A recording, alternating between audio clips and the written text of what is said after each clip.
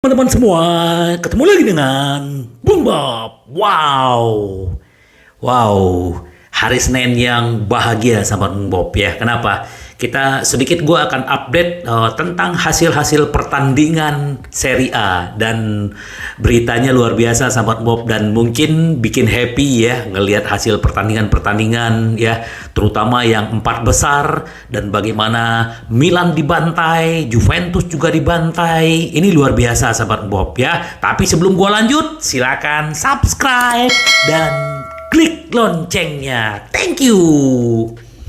Kita mulai dari kakak tiri kita dulu ya. Waduh, gue juga ngelihat ya. Jujur, gue nonton tadi malam ya. Itu kan mainnya jam 6:30 dan luar biasa ya. Bagaimana Milan diporak-porandakan di San Siro oleh Sassuolo ya. Itu padahal kan memang Giroud sempat gol, cuman kan itu offside ya. Tetapi pada dasarnya memang semangatnya Milan itu gua ngelihat gak ada ya, mainnya juga jelek. Nah, akhirnya mereka menangis ya setelah De Vrij mencetak gol, terus Fratesi baru dibalas lagi sama Giroud. Nah, babak pertama aja Milan sudah ketinggalan 3-1 dan di babak kedua Sassuolo nambah 2 gol dan Origi mencetak gol cakep ya, seperti golnya Okereke ke gawang Inter. Wow ya. Semoga aja Milan terus begitu, apalagi Milan akan ketemu dengan Inter ya Senin dini hari besok ya. Dan ini luar biasa, semoga Inter juga bisa menghajar Milan kembali supaya kita tetap di atas dan kita tetap masih dalam persaingan Scudetto. Walaupun tadi pagi Napoli juga menang 2-1 melawan Roma. Itu kita bicara Milan. Nah, beralih ke Juventus ya.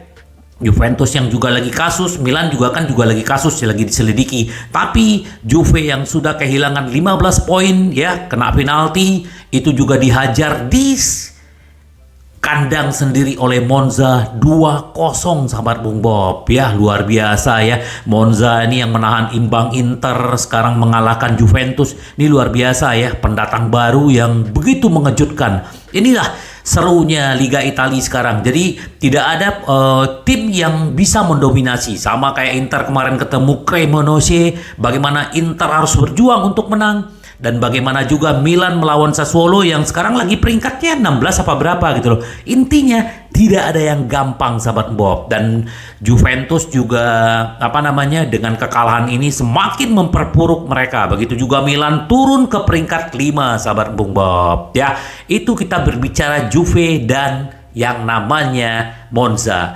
Nah, sekarang kita berbicara bagaimana Lazio. Kemarin gue sempat bahas ya sedikit waktu itu ngobrol sama teman-teman bahwa ya yang namanya Lazio itu perlu konsisten. Ternyata nggak konsisten juga kan. Akhirnya ditahan imbang oleh Fiorentina di kandang sendiri dan dominasi dan target shot on targetnya jauh lebih banyak Fiorentina. Ini yang gue bilang bahwa yang namanya sepak bola itu adalah konsisten. Nah, ini yang PR-nya Inzaghi. Bagaimana Inzaghi bisa konsisten supaya tetap bisa di atas minimal kita 4 besar sahabat Bob. Karena kenapa? Sekarang 4 besar benar-benar ketat ya. Atlanta yang juga menang kemarin 2-0 ya. Sekarang Atlanta juga di peringkat 4. Di peringkat 2 kita Inter, di peringkat 3 ada siapa ya? Coba gue lihat ya. Peringkat 4 ya. Peringkat 4 tuh siapa? Nah, di kita 2, nomor 3 ada Lazio tetap ya, walaupun dia bermain imbang. Nah, di bawahnya ada Atlanta, terus di 5 ada AC Milan, dan Roma turun ke posisi 6 sahabat Bob. Nah, kita bicara sedikit Napoli, ini luar biasa ya. Sebenarnya penampilan Roma juga bagus, gue nonton setengah babak aja, dan luar biasa ya. Akhirnya Osimhen tuh golnya luar biasa ya. 3 kali sentuhan dada, paha, kaki, jeger. Ini luar biasa ya, luar biasa memang ya. Akhirnya Roma bisa menyamakan kedudukan di menit ke-75, El Saro ya, dan Simeone ya. Ini anaknya Simon nih, yang pelatih Atletico. Ini luar biasa ya. Menit ke-86 dia mencetak gol, dan ini menurut gua ini adalah kesalahannya Smalling ya, yang lagi diincar sama Inter. Bagaimana dia tidak telat menutup Simeone ya. Padahal Simone ini luar biasa ya. Dan memang bedanya Roma dengan Napoli adalah Napoli mempunyai pemain-pemain cadangannya luar biasa dan chemistry juga luar biasa. Nah, Mourinho ganti pemain itu langsung drop ya, Matic diganti, Pellegrini diganti, dan udah tidak bisa lagi menyamakan kedudukan. Harusnya sih Roma bisa menahan imbang minimal 1-1, tetapi inilah sahabat sepak bola, Napoli memperlebar lagi jarak 13, tapi masih ada 18 pertandingan lagi. Tetap optimis ya sahabat Bob. Makanya kenapa di belakang gua ada pemain-pemain Napoli dan juga ada piala-piala Inter. Berarti artinya sekarang siapa nih yang akan mendapatkan piala berikutnya? Again atau Napoli? Kita lihat nanti sahabat Bob. Itu kita berbicara sedikit pertandingan tim atas di Italia sahabat Bob. Nah, ini kita tidak akan pernah habis bahwa memang ya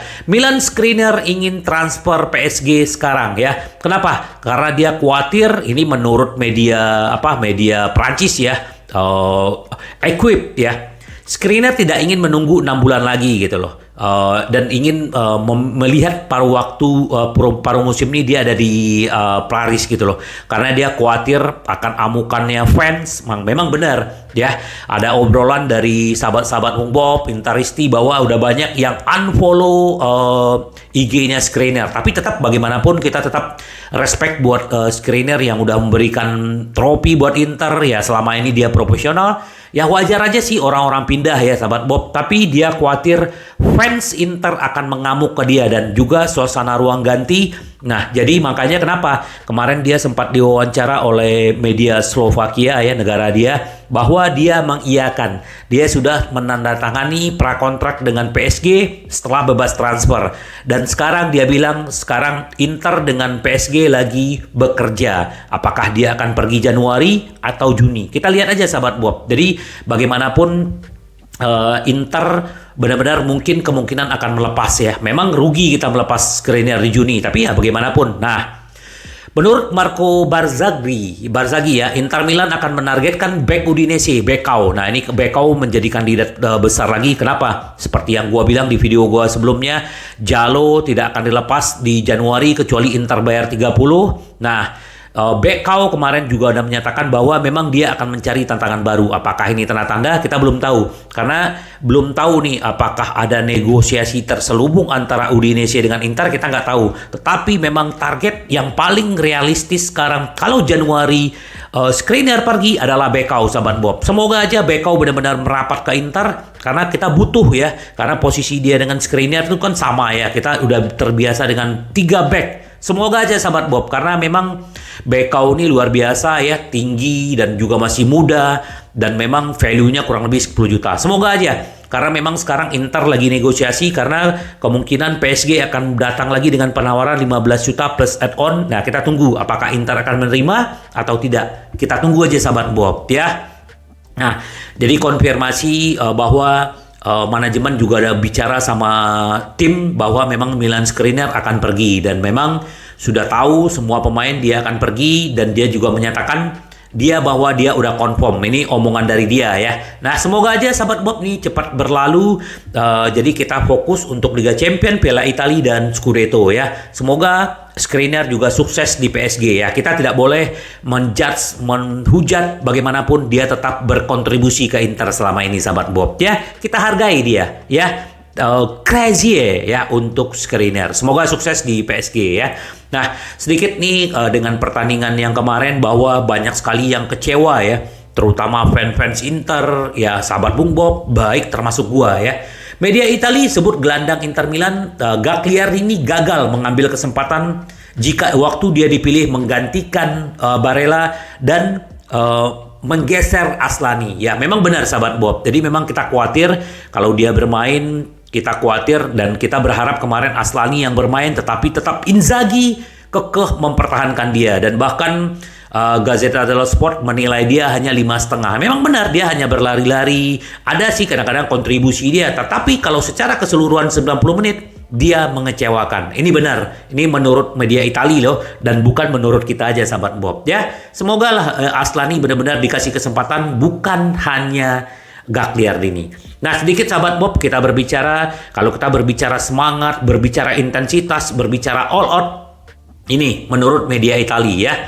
Kalau Inter ingin bersaing di Napoli di puncak Serie A, jika mereka memiliki lebih banyak pemain dengan semangat Lautaro Martinez. Ini benar sahabat Bob, karena memang ya menurut media Italia, kalau gua sendiri ya dari dulu melihat dia tuh benar-benar kekeh gitu, intens dan tidak pernah mengendorkan semangatnya ya. Nah, ini menurut Corriere dello Sport berpendapat bahwa Inter akan menantang pemimpin Liga Napoli untuk Scudetto jika mereka memiliki lebih banyak pemain seperti Martinez ya. Jarak poin sekarang 13 ya.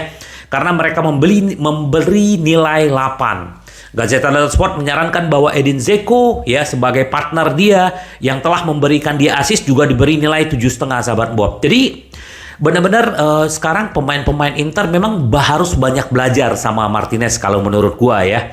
Ya karena ya dia selalu memberikan semangat, daya juang, ya benar-benar semuanya all out. Gimana sih sahabat Bob? Kalau kita all out apa sih yang nggak bisa dilakuin gitu loh. Nah ini menjadi contoh ya. Kalau benar-benar Inter pemain-pemain bisa melakukan ini, kemungkinan Inter bisa menyaingi yang namanya Napoli sahabat Bob ya. Terus ini menurut mantan kiper Lazio ya, Edin Dzeko sangat dibutuhkan untuk Inter. Benar banget sahabat Bob. Jadi memang benar bahwa kalau kita melihat waktu Empoli Edin Dzeko dicadangkan, Korea yang masuk, apa yang terjadi? Inter akhirnya kalah. Dan waktu Dzeko masuk, semuanya berubah. Dia bisa jadi pemain belakang, bisa pemain tengah, bisa pemain depan. Jadi benar-benar ada di mana-mana. Ini luar biasa. Kita berharap Edin Dzeko perpanjang kontrak. Nah, ini untuk back Alessandro Bastoni menikmati penampilan terbaik musim ini. Benar. Menurut gua penampilan dia waktu melawan kemarin Cremonese ini penampilan terbaik. Bagaimana dia bisa menjaga lini belakang, bagaimana dia bisa merensek ke depan, bagaimana bisa dia memberikan umpan, ini luar biasa. Dan kita juga berharap Bastoni juga segera perpanjang kontrak karena memang sekarang lagi negosiasi ya, termasuk Hakan. Ya semoga kalau Hakan kan mungkin udah tinggal menunggu aja sama si Darmian. Kalau Bastoni pasti perlu diyakinkan, pasti dia juga pengen gaji yang layak buat seorang pemain hebat seperti dia, sahabat Bung Bob. Ya, jadi kita berharap semoga Inter benar-benar mendapatkan pemain-pemainnya kembali seperti Martinez. Ya. Terus kalau kita berbicara Lukaku, ya kita berharap nanti waktu melawan Atalanta ya, ini Rabu dini hari kita akan ketemu dengan Atalanta. Semoga Lukaku juga bisa berkontribusi. Bagaimanapun dia perlu melemaskan otot-otot kakinya, tetap bermain. Walaupun mau bermain sebagai cadangan, yang paling penting adalah dia bisa berkontribusi. Kenapa? Karena kan dia pasti pengen tetap di Inter kan, tetapi Inter masih ragu ya dengan kondisi fisik dia. Ya kemungkinan ya mungkin dia tidak akan ke Inter, tidak akan meneruskan di Inter ya. Itu kemungkinan besarnya, tapi kita nggak tahu. Nah sedikit update untuk Brozo.